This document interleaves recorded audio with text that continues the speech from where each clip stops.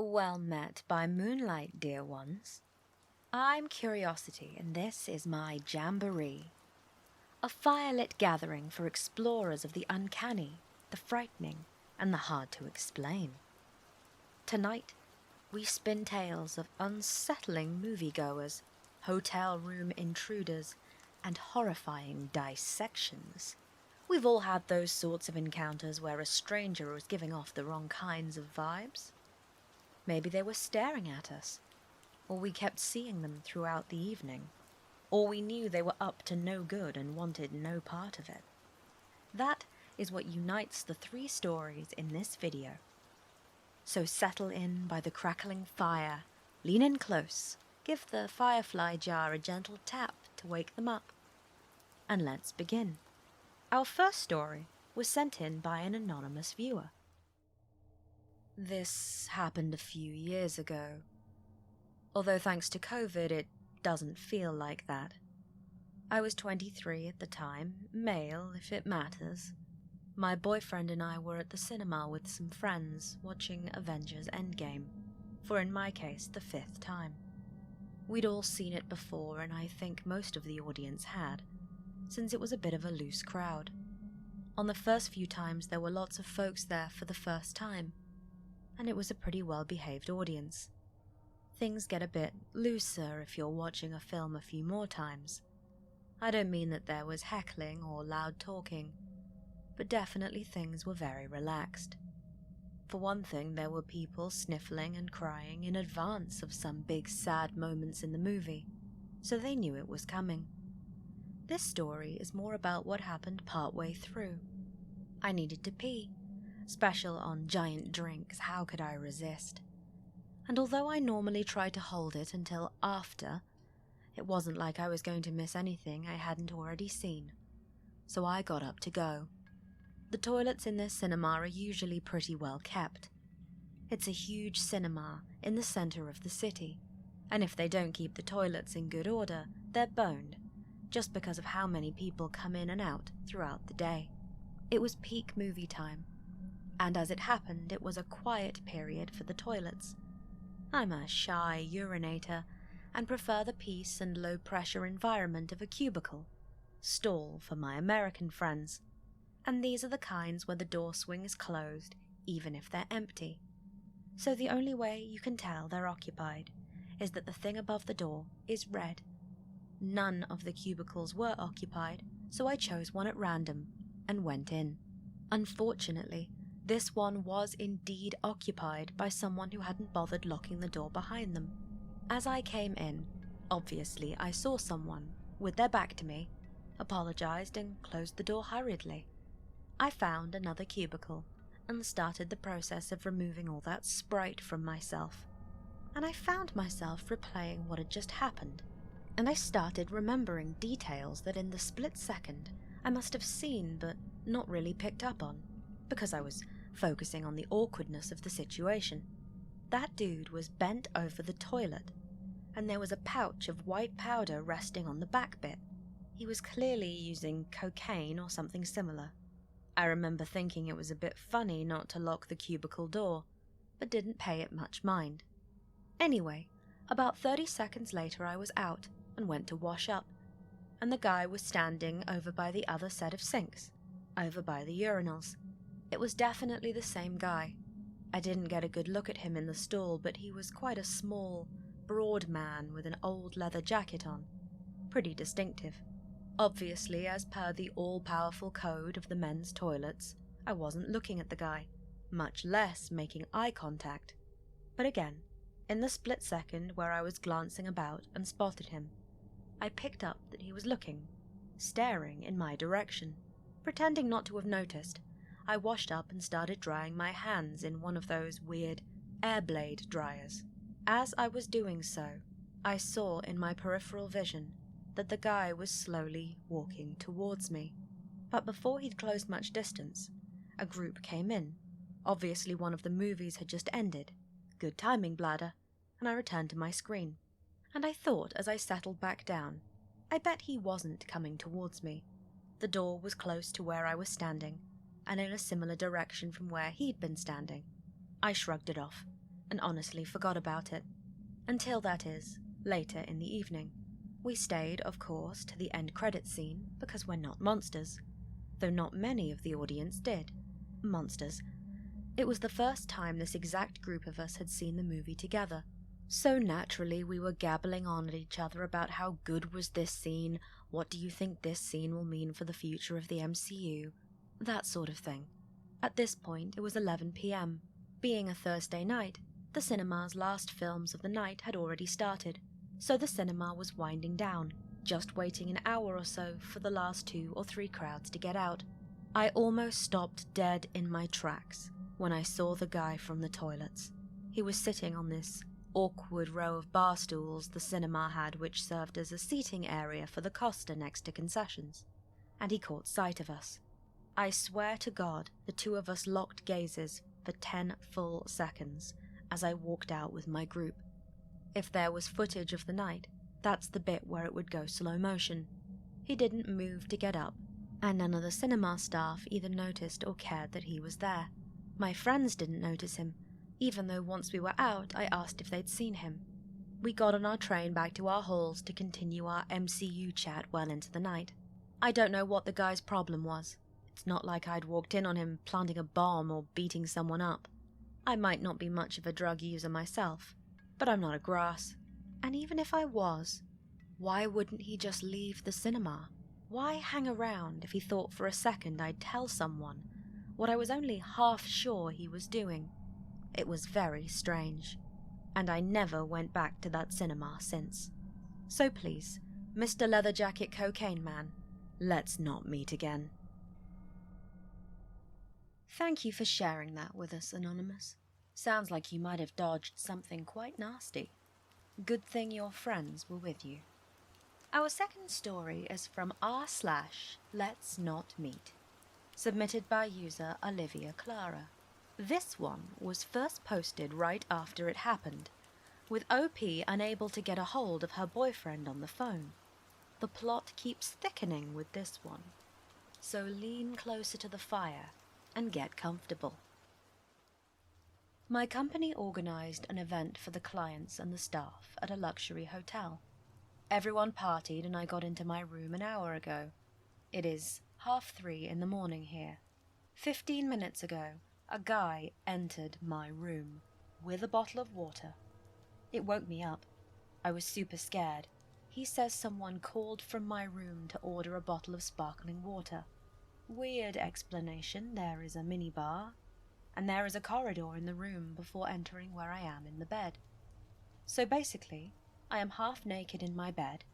He comes closer to me at the level of the table, apologizing for the inconvenience, but he was still here, and I kid you not, starts talking to me, saying how he's going to be in trouble, etc., and how someone called and he is so sorry, and the others got in the hotel super drunk, it must have been a mistake, etc.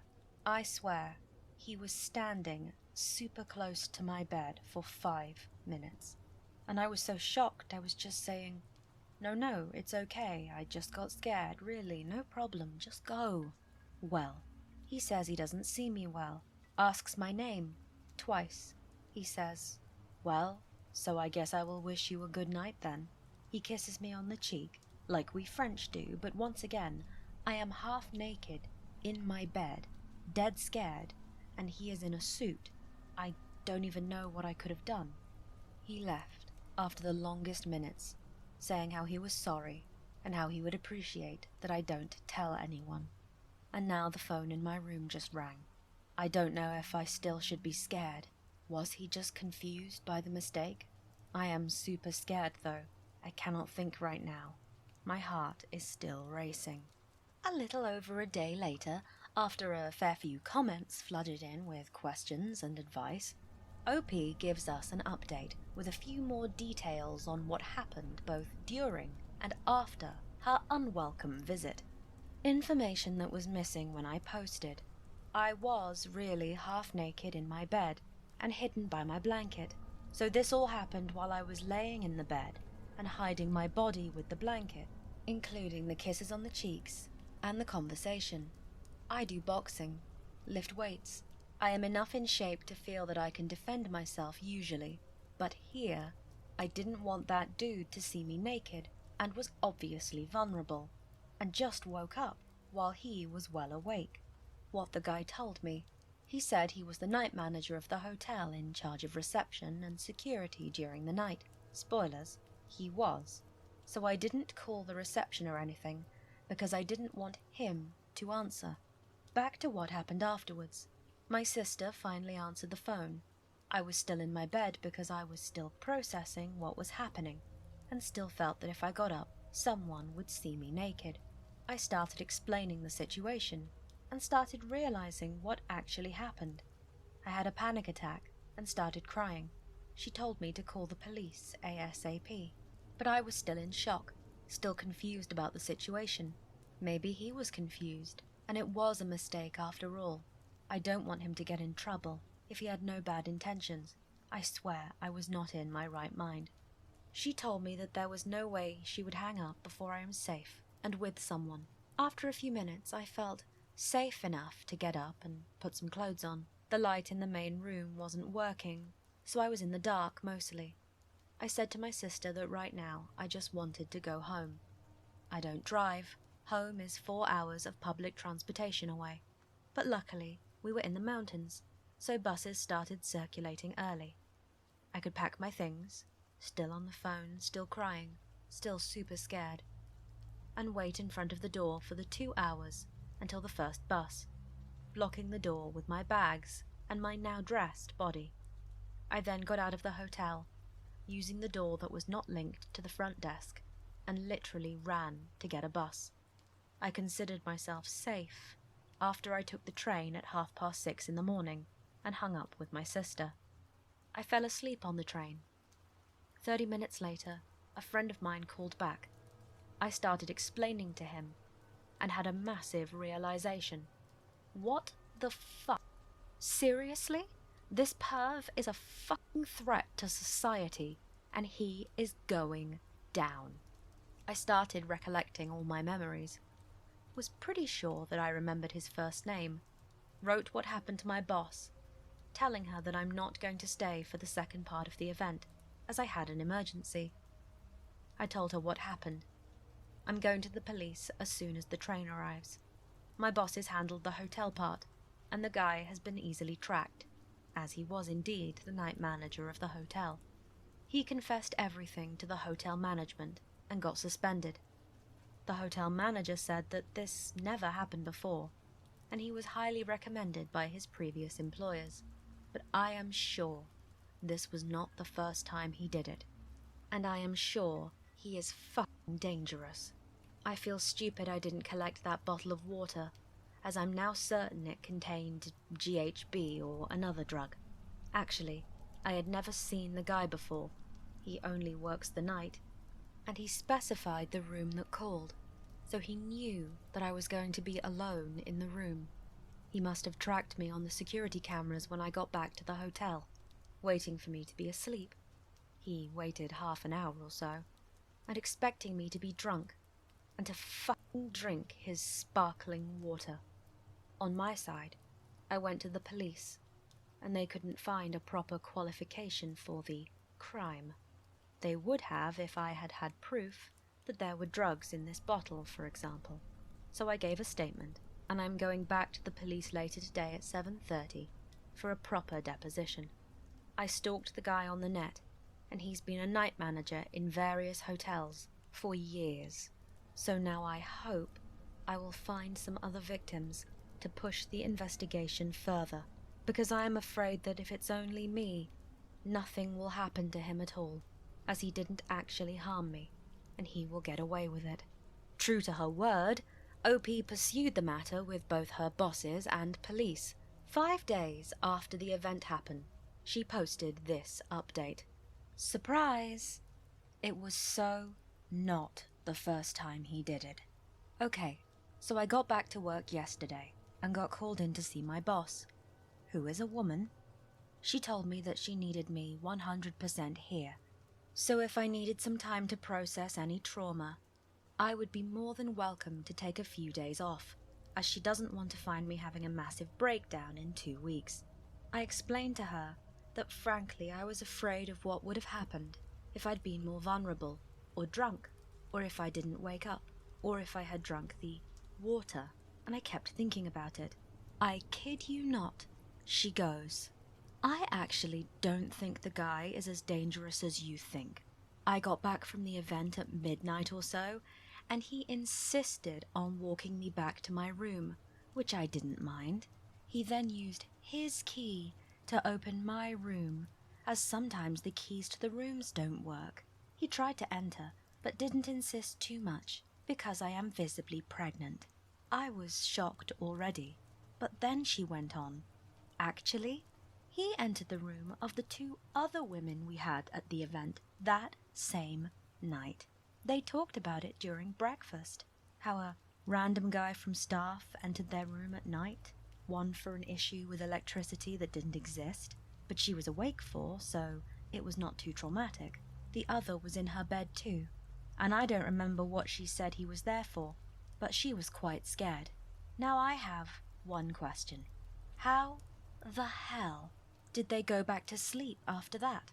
How was I the only one to report it? At the same time, I feel relieved that I didn't escape Ted fucking Bundy here. But I am so mad. This means it must be his daily routine. He must feel aroused at women being scared in front of him. I don't even know what to think at that point.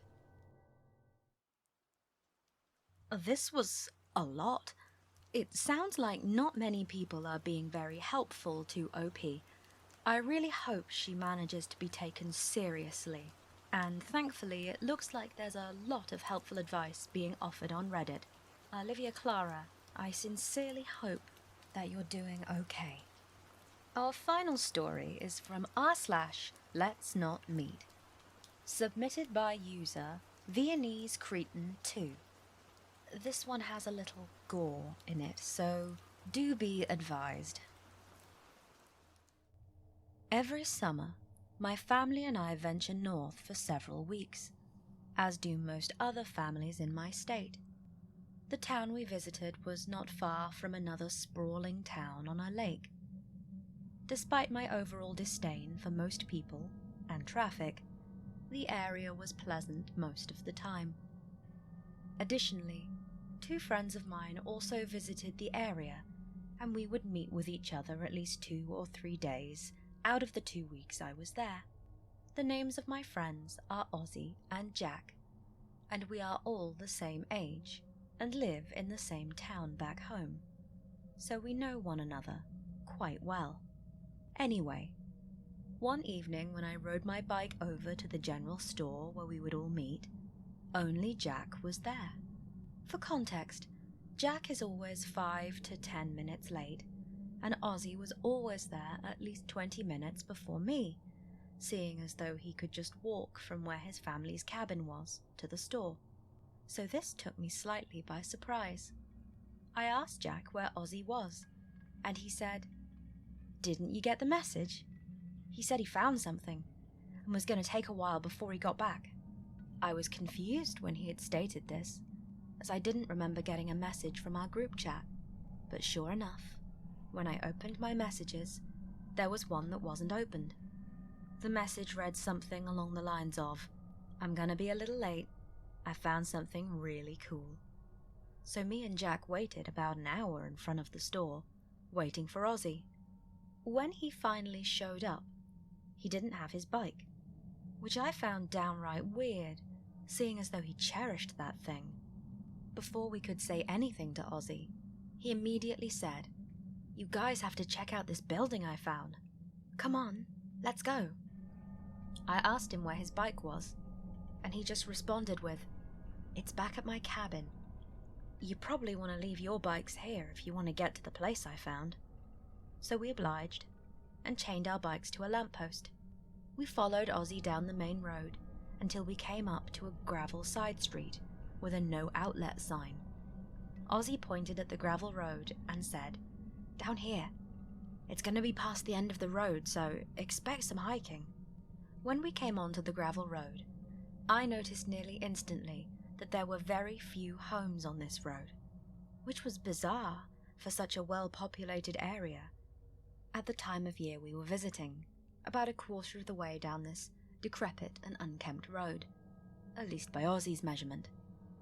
Jack asked what this building was that Ozzy had found, and Ozzy responded by saying it was an abandoned and odd-looking grey brick building with a metal roof shaped like a half-circle, similar to a greenhouse. I asked if he entered the building yet, and Ozzy said that he tried the front door, but it got stuck on something. After Ozzy had said this, Jack asked if Ozzy knew for certain that this building was abandoned, and Ozzy responded by saying that some of the windows were broken and the entire back end of the house next to it was destroyed. After Ozzy had mentioned this, we all agreed that if we could get into this facility, we could make it a hideout where Ozzy and Jack could smoke. Seeing as though I don't, but I thought it would be fun to have that sort of thing nonetheless. After about another hour of walking, we finally reached the end of the road. At this point, it was 7 o'clock in the evening, and it was becoming noticeably darker under the canopy of trees on this essentially destitute road, so I was beginning to have second thoughts. But I kept my mouth shut, because Ozzy wasn't the best person to argue with, if you catch my meaning. So we proceeded into the woods for what I could guess was about a mile, when we stumbled into a clearing with a big bungalow-style house, and the building that Ozzy described to us to the left of it. We waited for give or take 3 minutes to see if the coast was clear, and then made our way to the building. Ozzy's discernment almost precisely fit the appearance of the facility. It was roughly 10 feet tall, with a curved roof made with sheet steel, not unlike what you'd find on barns or utility sheds. Ozzy was now excited, and when he went up to the door, he motioned for us to help him open it, so that is just what we did. And to this day, I regret ever going anywhere near that clearing. We opened the door with relative ease, but what came next was completely unexpected. Something fell from the table blocking the door, and it sounded vaguely wet. And when Ozzy had shined his light in the general direction of where the sound occurred, we saw, and I am not joking, a severed alligator head with strings of flesh and muscle still attached. At about this time, the smell of the interior hit all of us, and I vomited, with Ozzy and Jack proceeding to gag. Mind you, we were in a place nowhere near a natural habitat for alligators, about 1,000 miles to be more exact, so this was beyond weird to just find the head of one laying in a building on the other side of the continent. Ozzy, being as stubborn as ever, shined his light even further into the building, and all we saw were pieces of various reptiles all over the place. We'd also seen syringes and vats on long tables, along with blood smeared across most of the surfaces that weren't covered with a multitude of reptile parts. At the moment we opted to get out of there, Jack whispered, "What the fuck?" At this, Ozzy and I turned to where Jack was looking, and found that one of the lights was on in one of the downstairs rooms of this seemingly abandoned house, and somebody was walking to the front door. What looked to be a man stepped out and issued a nearly deafening scream that sent us running through the woods back to the road. None of us mentioned what had happened to our parents, and it has been 5 years since this ensued. Not a day passes where I don't think about it. What a horrifying thing to stumble into on a lonely road. I can't imagine what was going on there, and I think I'd rather not. The sun is rising, and we're all out of marshmallows. The jamboree is at an end once more. My thanks to everyone who sent in stories or let me narrate theirs. Remember, I upload new stories on Mondays and Fridays, so be sure to subscribe and click the bell icon so you don't miss out. If you have any thoughts about the stories I've narrated, why not leave them in the comments below? And don't forget, if you enjoyed your time by the fireside, to tie the like button into well-practiced and highly useful knots for all kinds of survival situations. If you'd like a story of yours narrated, I have a submission form linked in the description, and I would love to learn more of your curious experiences and unexplained happenings. I will see you soon, dear ones, and until then, may your nights be dark and your dreams just a little curious.